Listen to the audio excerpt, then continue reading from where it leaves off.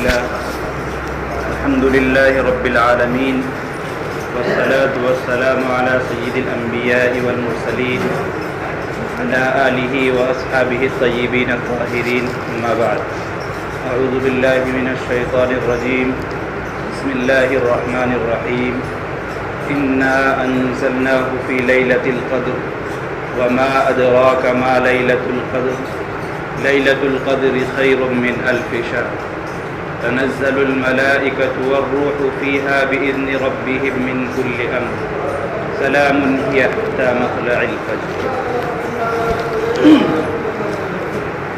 سامعین حضرات، اللہ تبارک و تعالیٰ کا بے انتہا فضل و کرم ہے کہ اللہ تبارک و تعالیٰ نے تمام کو اس جمعہ بھی جمع ہونے کی توفیق عطا فرمائی. اللہ تبارک و تعالیٰ نے انسانوں کو پیدا کیا اور آپ کو معلوم ہے کہ انسان نام ہے دو چیزوں کا. ایک تو ہے ہمارا یہ ظاہری جسم، ہمارا باڈی جو ہے، اور دوسرا ہے اس کے اندر روح. دو چیزیں ملائیں تبھی ایک انسان بنتا ہے. ایک اس کا ظاہری ڈھانچہ ہوتا ہے اور دوسرا اس کے اندر ایک روح ہوتی ہے. اگر ہم روح کو نکال دیں تو پھر وہ آدمی نہیں رہتا، ایک لاش بن جاتا ہے.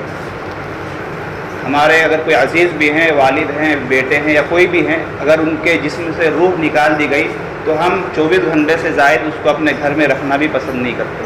تو پتہ یہ چلا کہ انسان جو ہے اصل نام ہے دو چیزوں کے مجموعے کا، جسم بھی ہو اور اس کے اندر روح بھی ہو. اگر جسم نہیں ہے، صرف روح ہی روح ہے، تو وہ تو ہمیں نظر ہی نہیں آئے گی، کیونکہ روح بالکل کثیف چیز ہے، وہ نظر نہیں آتی. اور جب دونوں کو ملا دیں گے تب ایک کامل انسان بنے گا. تو پتہ یہ چلا کہ انسان نام ہے دو چیزوں کے مجموعے کا، جسم اور روح.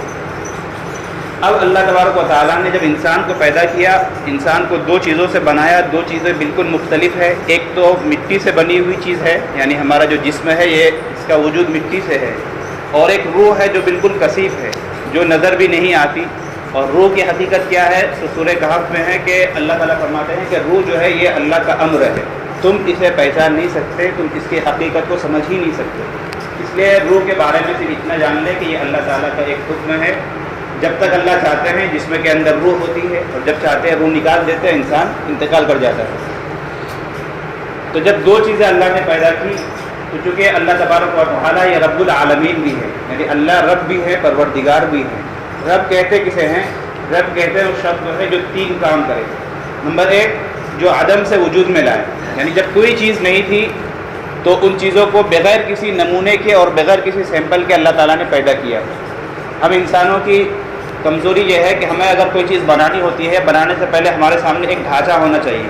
مثال کے طور پر آپ کو ایک بلڈنگ بنانی ہے تو سب سے پہلے انجینئر کیا بنائے گا؟ ایک ڈھانچہ بنائے گا، ایک نقشہ تیار کرے گا. پھر اسی کے مطابق ٹھیکیدار اور مستری جو ہے اسی کے مطابق کام کر کے اس بلڈنگ کو پائے تکمیل تک پہنچائیں گے. جب تک نمونہ اور سیمپل ہمارے سامنے نہ ہو ہم کچھ نہیں کر سکتے. لیکن اللہ تبارک و تعالیٰ کی شان یہ ہے کہ اللہ تعالیٰ بغیر کسی نمونے کے، بغیر کسی چیز کے اللہ تعالیٰ عدم سے وجود میں چیزوں کو لاتے ہیں، یعنی پیدا کرتے ہیں. تو رب کا ایک کام یہ ہے کہ وہ چیزوں کو پیدا کرے. جب کوئی چیز نہیں تھی تو انہوں نے پیدا کیا. دوسرا کام یہ ہے کہ اس چیز کی تربیت کرے، یعنی اس کو اس کے مناسب حال جو چیز چاہیے وہ عطا کرے. مثال کے طور پر ایک بچہ ہے، بچے کو کیا چاہیے؟ اس وقت اس کو روٹی دیں گے تو وہ قبول نہیں کر پائے گا، اس کا معدہ بہت ہی کمزور ہوتا ہے. اس وقت اسے چاہیے دودھ یا کوئی لکوڈ چیز جو نرم ہو. تو اللہ تعالیٰ نے اس کا نظام یہ کیا کہ ماں باپ کے دل میں محبت ڈال دی. آپ دیکھ لیں چھوٹا بچہ کتنا ہی شریر کیوں نہ ہو، والدین کبھی بھی اس کو جھڑکتے نہیں ہیں، بلکہ چھوٹا بچہ جتنا زیادہ شرارت کرے گا والدین کو اتنی زیادہ اس سے محبت ہوتی ہے. اسی کے مقابلے میں اگر بچہ تھوڑا بڑا ہو جائے اور وہ ادھر ادھر کی حرکت کرنے لگے تو دو چار تھپڑ پڑ جاتے ہیں. تو اللہ تعالیٰ نے اس کا انتظام یہ کیا کہ اس کے مناسب حال جو غذا اس کو تھی اور جو ایسا ماحول اس کو چاہیے تھا، اللہ تعالیٰ نے اس کا نظام بنایا. تو رب وہ ہے جو ہر چیز کو عدم سے وجود میں لائے اور اس کے مناسب حال جس چیز کی ضرورت ہو وہ اس کو عطا کرتا رہے. تیسرا کام رب کا یہ ہے کہ اس چیز کی تربیت کرتے کرتے درجہ کمال تک پہنچا دے. یعنی جب انسان چھوٹا رہتا ہے اس کی تربیت اس کے مناسب حال کرتا ہے، پھر اسے بڑا کرتے کرتے بالکل جب نوجوان کر دیتا ہے، یعنی درجہ کمال تک اس کو پہنچا دیتا ہے. تو رب کے گویا کہ 3 کام ہو گئے. تو جب اللہ تبارک و تعالیٰ نے ہم تمام کو پیدا کیا اور ہم 2 چیزوں سے مرکب ہیں، ہمارے اندر روح بھی ہے اور ہمارے اندر جسم بھی ہے، اور اللہ تبارک و تعالیٰ رب بھی ہیں، گویا کہ ہر چیز کو مناسب حال اللہ تعالیٰ اس کی ضرورت کے مطابق چیزیں مہیا کرتے ہیں. تو اللہ تعالیٰ نے انسان کی ضرورت کے لیے 2 قسم کی نعمتیں پیدا کی. ایک تو ہمارا ظاہری جسم ہے. ظاہری جسم کو دیکھتے ہوئے اللہ تعالیٰ نے جسمانی چیزیں پیدا کی، یعنی جسمانی جو غذائیں ہیں، کھانے پینے کی چیزیں ہیں جس سے انسان زندہ رہ سکے.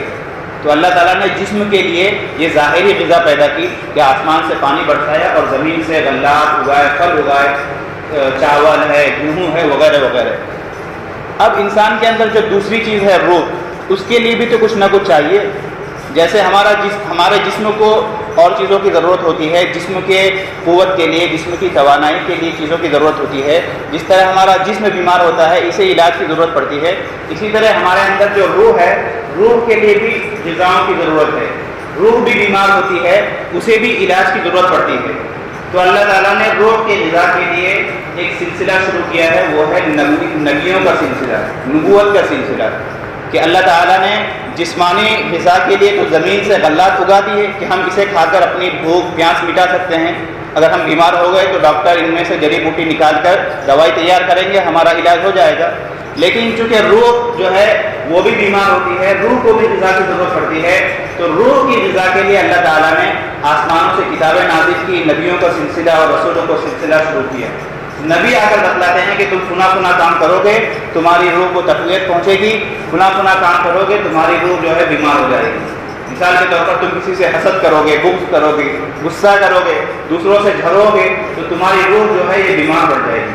اور اگر تم نیک کام کرو گے، ذکر اذکار کرو گے، نماز کا اہتمام کرو گے، قرآن کی تلاوت کرو گے تو تمہاری روح جو ہے یہ طاقتور بن جائے گی. تو انسان کو 2 چیزوں سے بنایا ہے، جسم اور روح، اور دونوں کی ضرورت کو پورا کرنے کے لیے اللہ تعالیٰ نے 2 قسم کی نعمتیں پیدا کی ہے. ایک ہے جسمانی نعمتیں، جسمانی جو ہمیں جسمانی غذائیں ہیں، اور دوسری ہے روحانی غذائیں. اور انبیاء کرام علیہ السلام نے آ کر انسان کو بتلایا ہے کہ ہمیں کیا کام کرنے چاہیے اور کیا کام نہیں کرنے چاہیے. اس سے پہلے ایک جمعہ میں نے کہا تھا کہ ایک حدیث میں ہے کہ اللہ کے نبی صلی اللہ علیہ وسلم فرماتے ہیں کہ جس کا رمضان اچھا گزرے اس کی پوری زندگی اچھی گزرتی ہے. مطلب یہ ہے کہ جو رمضان میں جتنا زیادہ اعمال کرے گا، جتنا زیادہ اپنی روحانیت کو فائدہ پہنچائے گا، روحانیت کو مضبوط کرے گا، پورا سال اس کی زندگی اسی طرح گزرتی رہے گی.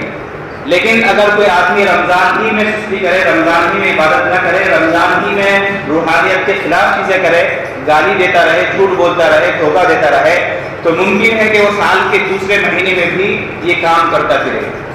اور آپ کو پتا ہوگا کہ ایک مسلمان کی شان یہ ہے کہ ہمارے ظاہر سے بھی اسلام جھلکنا چاہیے کہ ہم مسلمان ہیں. ہمارے کردار سے لوگوں کو پتہ ہونا چاہیے کہ ہم مسلمان ہیں.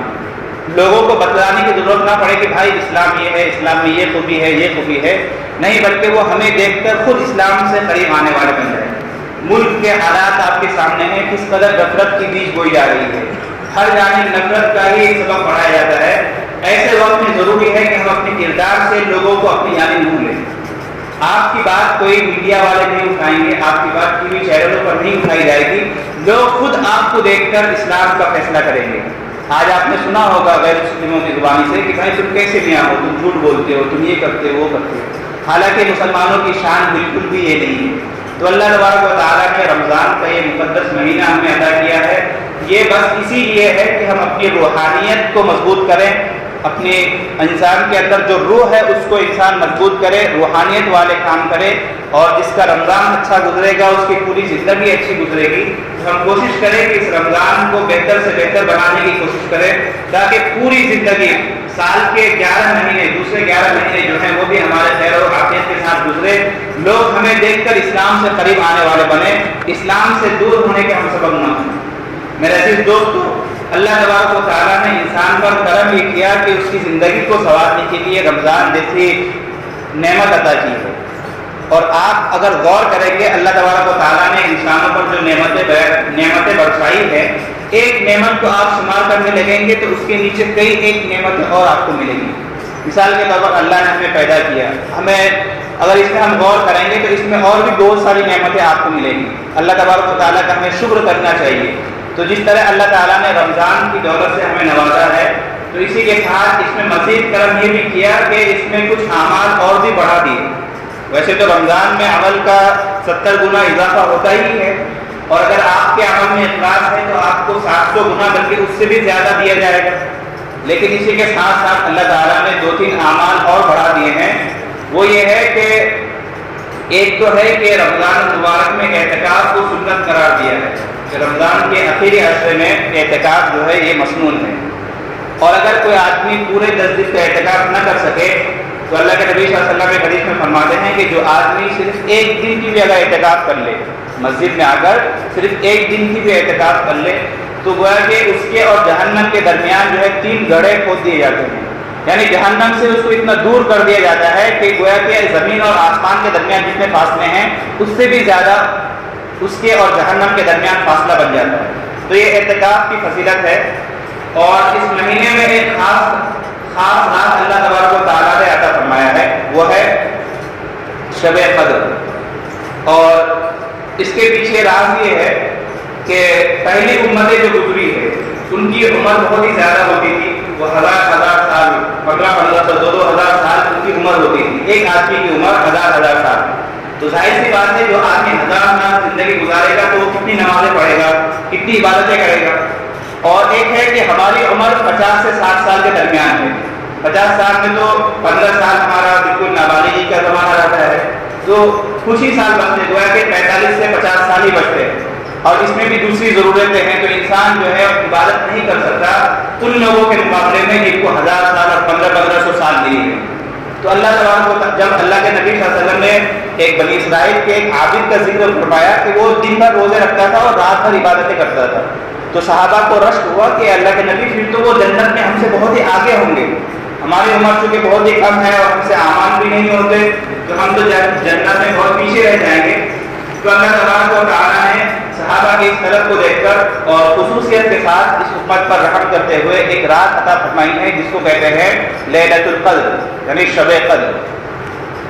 اور اس رات کی فضیلت پر مستقل قرآن کریم کی ایک آیت اتری ہے جس کی میں نے ابھی تلاوت کی کہ اللہ فرماتے ہیں کہ اس رات میں عبادت کرنا ایسا ہی ہے جیسا کہ کوئی آدمی 83 سال 4 ماہ مسلسل عبادت کرے۔ 83 سال 4 ماہ مسلسل کوئی آدمی عبادت کرتا ہے، اور ہماری امت میں سے کوئی آدمی صرف ایک رات عبادت کر لے تو گویا کہ اس سے بھی بڑھ کر اس کی عبادتیں ہوگی، اس سے بھی زیادہ اس کو اجر و ثواب دیا جائے گا۔ اب یہ رات کہاں ہے، کب آتی ہے؟ تو آپ کو پتا ہوگا کہ جو قیمتی چیزیں ہوتی ہیں اسے انسان کیا کرتا ہے، چھپا کر رکھتا ہے۔ ہمارے پاس سونا چاندی ہو، زیورات ہو، قیمتی چیزیں ہوں، روپے پیسے ہوں، تو ہم اسے بالکل ایسے گرا نہیں دیتے، لوگ یہ دیکھو ہمارے پاس سونا اپنا چیز ہے، بلکہ ہم اسے تجوری میں، بلکہ تجوری کے اندر بھی ایک چھوٹا لاکر بناتے ہیں، اس کے اندر رکھتے ہیں۔ تو دنیا کا دستور یہی ہے کہ قیمتی چیزوں کو انسان چھپا کر رکھتا ہے۔ تو چونکہ یہ رات بہت ہی زیادہ فضیلت والی ہے، اسی لیے اللہ تعالیٰ نے اس رات کو ظاہر نہیں کیا، یعنی متعین نہیں کیا کہ فلاں تاریخ کو فلاں رات کو ہی شب قدر ہے، بلکہ اسے پوشیدہ رکھا ہے، بتلایا نہیں ہے۔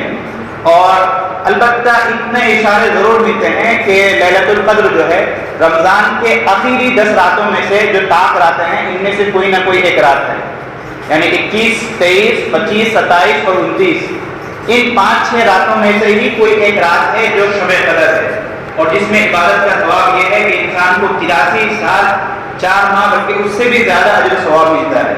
اور ایک حدیث میں ہے اللہ کے نبی فرماتے ہیں کہ جو شخص شب قدر میں عبادت کرے اس کے سارے گناہ معاف کر دیے جاتے ہیں۔ تو یہ شب قدر کی فضیلت ہے جو کسی رمضان میں آتی ہے، اور بالکل آخری عشرہ چل رہا ہے، ہمیں کوشش کرنی چاہیے کہ ہم اس رات کو حاصل کریں۔ اب اگر ہمیں یہ رات مل جائے تو اس میں کیا اعمال کرنے چاہیے؟ تو دیکھیں جتنی بھی راتیں ہیں جیسے شب قدر ہے، اسی طرح اس سے پہلے جو گزرا شعبان کی 15ویں تاریخ شب برات، اور جتنی راتیں جو مخصوص راتیں ہیں ان کے کوئی مخصوص اعمال نہیں ہوتے، ہم اور دنوں میں جو عبادتیں کرتے ہیں وہی عبادتیں کرنی ہوتی ہیں۔ یعنی وہی نماز پڑھنا ہے، تلاوت کرنا ہے، ذکر و اذکار کرنے ہیں، اور اگر ہو سکے تو پوری رات میں عبادت کرنی چاہیے، پوری رات بیدار ہونا چاہیے۔ لیکن یہاں پر ایک بات صاف کر دینا مناسب ہے کہ آج کل شب قدر کے نام پر خاص طور پر سٹیوں میں اور شہروں میں یہ ہوتا ہے کہ رات رات پر انسان آوارہ گردی کرتے رہتا ہے، یعنی صرف وہ یہ سمجھتا ہے کہ شاید بیدار ہونا ہی اصل ہے، یہاں گھومیں گے، یہاں کھانے جائیں گے، وہاں کھانے جائیں گے، اور بالکل دوستوں کے ساتھ مستی موج کریں گے، اور جب سحر کا وقت ہوگا سحری ہو کر نماز پڑھے بغیر ہی سو جائیں گے۔ تو یہ جو عادت ہے بہت ہی غیر مناسب ہے، بلکہ کوشش یہ کرے انسان کی مسجد میں آ کر بیٹھ جائے، جتنی عبادتیں ہو سکے عبادت کرے، اگر آپ کو نیند آ رہی ہے تو جا کر آپ سو جائیں، صبح اٹھیں، سحر کریں، تہجد کی نماز پڑھیں اور فجر کی نماز پڑھیں، اس کے بعد پھر آپ اپنے کاموں میں لگ جائیں۔ ایک حدیث میں ہے اللہ کے نبی فرماتے ہیں کہ جو شخص شب قدر میں عشاء کی نماز باجماعت پڑھ لے تو گویا کہ اس کو بھی اس رات میں عبادت کا ثواب مل جائے گا۔ یعنی اگر ہم رمضان کی یہ جو کچھ راتیں باقی رہ گئی ہے، 6-7 راتیں، ان راتوں میں اگر ہم سے زیادہ عبادتیں نہ ہو سکے، کم از کم اتنا کریں کہ عشاء کی نماز باجماعت پڑھیں، تراویح کی نماز پڑھیں، اس کے بعد جتنا ہو سکے اعمال کریں، اگر نہ ہو سکے تو آپ سو جائیں، دعا پڑھ کر سو جائیں، آپ کو انشاءاللہ سونے میں بھی ثواب ملے گا۔ پھر سحری کے وقت اٹھیں، 2-4 رکعت تہجد کی نماز پڑھ لیں، سحری کھائیں، اس کے بعد فجر کی نماز پڑھ لیں، گویا کہ عشاء کی نماز اور فجر کی نماز باجماعت پڑھ لیں تو اللہ کی ذات سے امید ہے کہ آپ کو 83 سال اور اس سے بھی زیادہ اجر و ثواب مل جائے گا۔ 2 نمازوں کا آپ ان راتوں میں اگر اہتمام کر لیں گے تو اللہ کی ذات سے یہی امید ہے کہ آپ کو شب قدر مل جائے گی۔ اس رات کی کوئی مخصوص عبادتیں نہیں، یہی سب عبادتیں ہیں، اور جو حضرات اعتکاف میں ہیں اگر یہ پوری رات عبادت کرنا چاہے تو بہت ہی اچھی بات ہے۔ اب پوری رات انسان کیسے جگے؟ تو حضرت تھانوی رحمۃ اللہ علیہ نے اس کی ایک ترکیب بتائی ہے کہ پوری رات جو ہم عبادت کریں گے تو ایک ہی عبادت اگر کریں گے تو ہو سکتا ہے کہ ہم بور ہو جائیں۔ مثال کے طور پر آپ تسبیح لے کر بیٹھ گئے تو ہو سکتا ہے کہ آپ کو نیند کا غلبہ آ جائے، قرآن لے کر بیٹھ گئے تو ہو سکتا ہے کہ تھوڑی دیر کے بعد آپ کو چھونکیں آنے لگے۔ تو حضرت تھانوی فرماتے ہیں کہ انسان جو ہے مختلف اعمال کرے، یعنی رات کا جو پہر ہے اس کو تقسیم کر لے، ڈیوائڈ کر لے کہ مجھے 1 گھنٹہ تسبیح پڑھنی ہے، پھر بورنگ ہونے لگے تو چلو ہم اب نماز پڑھ لیتے ہیں کچھ رکعت، پھر نماز سے بھی جی اٹھانے لگے تو قرآن کی تلاوت کر لیے، اور اگر بہت ہی زیادہ نیند کا غلبہ ہو رہا ہے تو حضرت نے یہ بھی رخصت لکھا ہے کہ ساتھیوں کے ساتھ مل کر زیادہ ادھر ادھر کی باتیں بھی آپ کر سکتے ہیں، یعنی ہنسی مذاق کی باتیں جس سے نیند بھاگ جائے، یا چائے وغیرہ کا دور بھی لگا سکتے ہیں کہ چائے کا انتظام ہو جائے۔ تو مختلف اعمال کریں گے تو اس سے کیا ہوگا کہ ہمارا جسم جو ہے چست رہے گا۔ ایک ہی عمل کریں گے تو ہو سکتا ہے ہم بور ہو جائیں، تو کوشش کریں کہ ان راتوں میں خاص طور پر راتوں میں پوری رات عبادت کرنے کی کوشش کریں۔ اور جیسا کہ میں نے کہا کہ اس رات کی کوئی مخصوص عبادت نہیں ہے، البتہ حدیث شریف میں ایک دعا ہے، دعا اللہ کے نبی نے بتایا ہے۔ ہم نے عائشہ صدیقہ رضی اللہ تعالیٰ عنہا فرماتی ہیں کہ میں نے نبی صلی اللہ علیہ وسلم سے پوچھا، اے اللہ کے نبی اگر ہمیں شب قدر مل جائے تو ہم کیا کریں، یعنی اس رات میں ہم کیا عبادتیں کریں؟ تو اللہ کے نبی نے فرمایا کہ تم ایک دعا کا اہتمام کرنا، اور وہ دعا ہے کہ اللہم انک عفو تحب العفو فاعف عنی۔ اس کا ترجمہ یہ ہے اللہم انک عفو، اے اللہ آپ ہی معاف کرنے والے ہیں، ہم تو سراپا گنہگار ہیں، آپ ہی معاف کرنے والے ہیں، تحب العفو، اور آپ کو معاف کرنا پسند بھی ہے۔ اللہ فرماتے ہیں کہ جب بندہ مجھ سے مانگتا ہے تو میں خوش ہوتا ہوں، اور جو بندہ نہیں مانگتا ہے تو اللہ اس سے ناراض ہو جاتے ہیں، اس کو بھی وہ چیز ملتی نہیں ہے۔ تو حدیث میں ہے کہ یہ دعا پڑھیں کہ اللہم انک عفو، اے اللہ آپ ہی معاف کرنے والے ہیں، تحب العفو، اور آپ معاف کرنے کو پسند بھی کرتے ہیں، فاعف عنی، لہذا آپ میرے گناہوں کو بخش دے، مجھے معاف فرما، مجھے جہنم سے چھٹکارا دے دے، مجھے جنت میں داخلہ نصیب فرما۔ تو یہ حدیث شریف میں ایک مخصوص دعا ہے جو شب قدر میں مانگنے جیسی ہے، اور جیسا کہ میں نے بتایا کہ یہ رات چونکہ متعین نہیں ہے، اس لیے ہماری کوشش ہونی چاہیے کہ ان جو چند راتیں باقی رہ گئی ہیں ان راتوں میں کم از کم 100 مرتبہ اس دعا کو ہم ضرور پڑھیں، اللہم انک عفو تحب العفو فاعف عنی۔ 100 مرتبہ پڑھیں گے 2 منٹ لگے گا، لیکن اس 2 منٹ کا فائدہ یہ ہوگا کہ آپ کو 83 سال بلکہ اس سے بھی زیادہ اجر و ثواب مل جائے گا۔ اللہ تبارک و تعالیٰ سے دعا ہے کہ اللہ تبارک و تعالیٰ رمضان کے باقی ایام کی قدر کرنے کی ہمیں توفیق عطا فرمائے، ہمارے اعتکاف کو قبول فرمائے، اور ليلۃ القدر میں عبادت کرنے والوں میں ہمارا بھی شمار فرمائے۔ جو حضرات باہر سے آئے ہیں ان کی خدمت میں گزارش ہے کہ زندگی کے جو کام ہیں، کام دھندے تو لگے ہی رہتے ہیں، لیکن اگر آپ ہمت کر لیں گے تو ہو سکتا ہے کہ آپ کو یہ رمضان بہتر سے بہتر بن جائے۔ اس مسجد میں اعتکاف کا اہتمام کیا گیا ہے، اگر آپ میں سے کوئی حضرات اعتکاف کے خواہش مند ہو تو ضرور یہاں قیام کریں، کم از کم ایک رات ایک دن ضرور دیں، 27 شب کو ضرور آ جائیں۔ آپ حضرات سے خصوصی درخواست ہے، اللہ تبارک و تعالی ہم تمام مسلمانوں کے حالات کو درست فرمائے، ہمارے نیک اعمال کو قبول فرمائے۔ وآخر دعوانا ان الحمد للہ رب العالمین۔